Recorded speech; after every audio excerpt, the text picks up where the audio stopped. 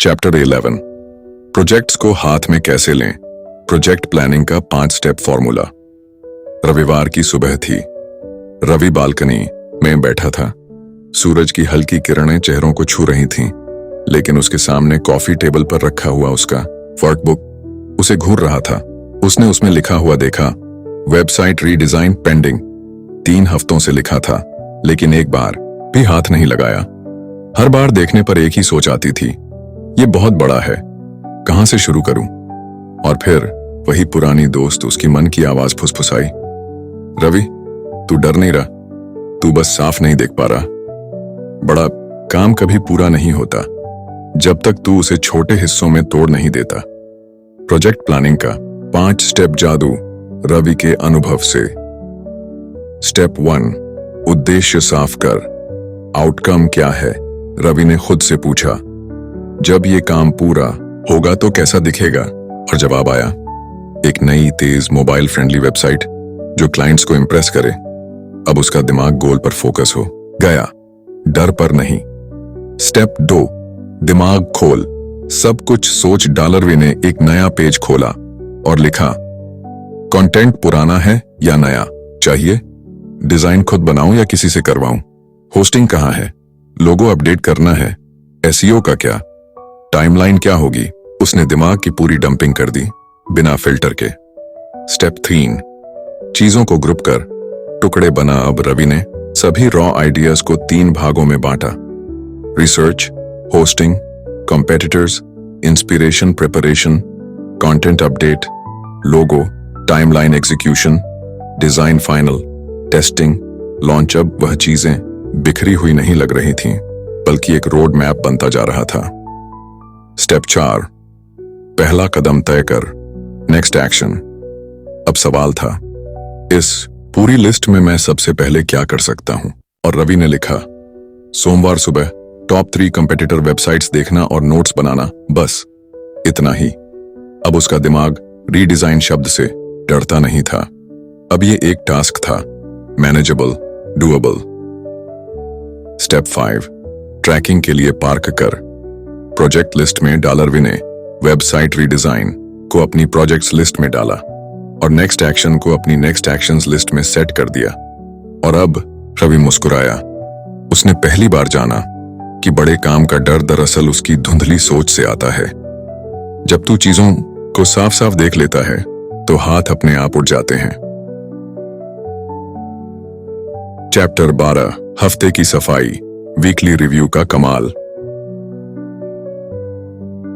शुक्रवार की शाम थी। ऑफिस का आखिरी ईमेल भेजकर रवि ने लैपटॉप बंद किया, लेकिन वो पुरानी थकावट नहीं थी आज, बल्कि कुछ और करने की इच्छा थी। उसने धीरे से अपनी डायरी खोली और ऊपर लिखा, वीकली रिव्यू। कभी इस शब्द से चिढ़ होती थी। लगता था हर हफ्ते बैठकर काम की समीक्षा वक्त बर्बाद करने जैसा है, लेकिन अब वो जानता था जीटीडी सिस्टम में ये सबसे ताकतवर हिस्सा है। ये दिमाग की झाड़ू है। रवि का पहला वीकली रिव्यू एक कहानी की तरह। स्टेप 1, साफ सफाई, दिमाग और जगह की। रवि ने अपनी टेबल पर पड़े कागज, पुराने पोस्ट-इट्स, रसीदें और रैंडम नोट्स उठाए। सबको एक ट्रे में डाला और बोला, अब सबकी जगह है आयरन बॉक्स। उसने फोन में पड़े व्हाट्सएप मैसेज चेक किए, ईमेल इनबॉक्स में अनरीड चीजें निकाली और मन में उठ रहे अधूरे ख्यालों को कागज पर लिखा। अब सब इकट्ठा था, बिल्कुल वैसा जैसा जीटीडी सिखाता है। स्टेप 2, क्लियरेंस, हर आइटम को देखना और तय करना। रवि ने एक एक करके हर आइटम को देखा। ऑफिस प्रिंटर खराब है, डेलीगेट किया आईटी टीम को, हेल्थ चेकअप ड्यू, कैलेंडर में अपॉइंटमेंट बुक किया। पढ़नी थी वो प्रोडक्टिविटी वाली ई बुक, समडे में भी लिस्ट में डाला। हर चीज को सही जगह मिल गई, कुछ कैलेंडर में, कुछ नेक्स्ट एक्शंस में, कुछ डिलीट कर दी गई। स्टेप 3, लिस्टें ताजा करना। Projects waiting for. आदिर्वी ने अपनी प्रोजेक्ट्स लिस्ट देखी। कुछ चीजें पूरी हो चुकी थीं, उन्हें किया। मां का health insurance renewal done, website redesign, ongoing team feedback session. Next week schedule. उसने वेटिंग फॉर लिस्ट भी चेक की। सौरभ से रिप्लाई नहीं आया था तो उसे फॉलोअप में डाल दिया। स्टेप 4, अपकमिंग वीक का पूर्वावलोकन। कैलेंडर खोला। सोमवार क्लाइंट कॉल, बुधवार छुट्टी। रवि ने सोचा हाइकिंग ट्रिप। शुक्रवार मैनेजर के साथ मीटिंग। उसने लिखा इस हफ्ते मेरा फोकस क्या रहेगा, और जवाब आया website launch plus personal wellbeing. अंत में एक गहरी सांस। रवि ने सब बंद किया, कुर्सी से पीठ टिकाई और मुस्कुराया। अब मैं अगले हफ्ते के लिए तैयार हूं। ना सिर में बोझ है, ना दिल में उलझन, बस साफ रास्ता है जैसा मुझे चाहिए। वीकली रिव्यू का जादू, रवि की जुबानी। अब मैं जानता हूं हफ्ते का सबसे पवित्र समय वो होता है जब मैं खुद से मिलने बैठता हूं, जहां मैं देखता हूं, सोचता हूं, साफ करता हूं और फिर आगे बढ़ता हूं। चैप्टर 13, हर जगह से एक जैसा कंट्रोल। GTD सिस्टम को जिंदगी में उतारना। शनिवार की सुबह थी। रवि अपनी बालकनी में बैठा था, हाथ में कॉफी, सामने नीले आसमान में उड़ते कबूतर। पर आज कुछ अलग था। उसका दिमाग शांत था। कभी जो छुट्टियों में भी उलझा रहता था, आज वो पूरा वर्तमान में था। अब GTD सिर्फ ऑफिस का टूल नहीं था, बल्कि वो उसकी जिंदगी का हिस्सा बन गया था। अब रवि का दिमाग ऐसा लगता था जैसे एक खुला मैदान, जहां जो चाहिए वही रखा हो। बाकी सब सही जगह रखा गया है, दिमाग के बाहर, सिस्टम के अंदर। ऑफिस में GTD getting things done. Ravi अब हर दिन अपने काम की शुरुआत करता था नेक्स्ट एक्शंस लिस्ट से। Phone calls, email draft, team meeting agenda, हर चीज पहले से सोचकर तय होती थी। कभी दिमाग खाली नहीं होता और कभी बोझिल नहीं। घर में GTD गेटिंग थिंग्स डन। अब वो घर की रिस्पॉन्सिबिलिटीज को भी आइन बॉक्स में डालता था। किड्स की PTM अटेंड करनी है, फ्रिज रिपेयर वाला फोन करना है, मॉम के लिए दवाई रिफिल, हर चीज एक्शनेबल और क्लियर थी। अब चीजें भूलने की शर्मिंदगी नहीं और न ही झुंझलाहट। रिश्तों में GTD रवि अब जानता था कि रिश्तों को निभाने के लिए भी फोकस चाहिए। हर हफ्ते माँ के साथ एक क्वालिटी टाइम, पत्नी के लिए मंथली सरप्राइज डिनर, दोस्तों के लिए वीकेंड कॉल्स की लिस्ट। अब वो रिएक्टिव नहीं बल्कि प्रोएक्टिव इंसान बन गया था। सफर में GTD, कभी बिजनेस ट्रिप हो या फैमिली ट्रैवल, अब रवि पहले से चेकलिस्ट बनाता था। Ticket, hotel, laptop, charger, meeting prep, नतीजा जीरो स्ट्रेस, फुल कंट्रोल। बदलाव कैसे आया? रवि ने महसूस किया GTD कोई टूल नहीं, ये सोचने और जीने का तरीका है। एक दिन रवि ने कहा अब मैं किसी भी जगह, किसी भी हालत में काम कर सकता हूं, क्योंकि मेरी सारी दुनिया एक सिस्टम में बसी है और मेरा दिमाग आजाद है सोचने के लिए।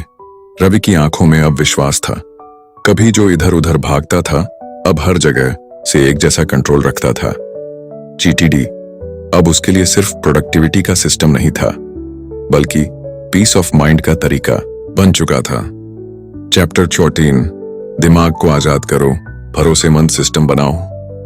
रवि अपने पुराने कमरे में बैठा था, उसी मेज के सामने जहां कभी वो सिर थाम कर बैठा करता था। फर्क सिर्फ इतना था, अब उस मेज पर कागजों का ढेर नहीं, बल्कि एक भरोसेमंद सिस्टम था। दिमाग को स्टोरेज नहीं बनाना है। रवि ने एक बार फिर डेविड एलन की बात को याद किया, your mind is for having ideas not holding them. पहले वो दिन भर दिमाग में चीजें रखता था। माँ को फोन करना है, सर को रिपोर्ट भेजनी है, दूध खत्म हो गया है, और ये सब सोच सोच कर थक जाता था। अब हर विचार, हर काम, हर याद किसी भरोसेमंद सिस्टम में दर्ज होती है। भरोसेमंद सिस्टम कैसा होता है? हर इनपुट का एक आउटकम तय होता है, हर टास्क की अगली एक्शन क्लियर होती है, हर हफ्ते रिव्यू होता है, हर काम का कॉन्टेक्स्ट तय होता है, और सबसे जरूरी, हर चीज सिस्टम में है, दिमाग में नहीं। अब रवि कैसा महसूस करता था? एक दिन रवि पार्क में बैठा बच्चों को खेलते देख रहा था। उसने खुद से पूछा, क्या मुझे कुछ भूलने का डर है? जवाब आया, नहीं। क्या मेरा सिस्टम मेरे भरोसे लायक है? जवाब, पूरी तरह। क्या मेरा दिमाग अब सोच सकता है बिना बोझ के? जवाब, हाँ। अब मैं असल में सोचता हूं, रचता हूं, समझता हूं, जीता हूं। GTD ने रवि को क्या सिखाया? Stress free productivity. कोई सपना नहीं, वो सिस्टम से आता है। जब दिमाग खाली होता है तभी वो असली काम करता है, और जब हम खुद को संभाल लेते हैं तब जिंदगी भी खुद को संभाल लेती है। और अंत में रवि अब हर सुबह एक वाक्य खुद से कहता है, मेरे पास एक सिस्टम है, मेरा दिमाग आजाद है और मेरी जिंदगी मेरी मुट्ठी में है। यह अंत नहीं, यह एक नई शुरुआत है। अब जीटीडी सिर्फ एक किताब नहीं, रवि की जिंदगी का हिस्सा बन चुकी थी, और वो हर उस इंसान को यही कहता है, अगर तुम भी बिखरे हो, थके हो, उलझे हो, तो खुद को मत बदलो, बस एक सिस्टम बना लो, फिर देखो कैसे जिंदगी बदलती है।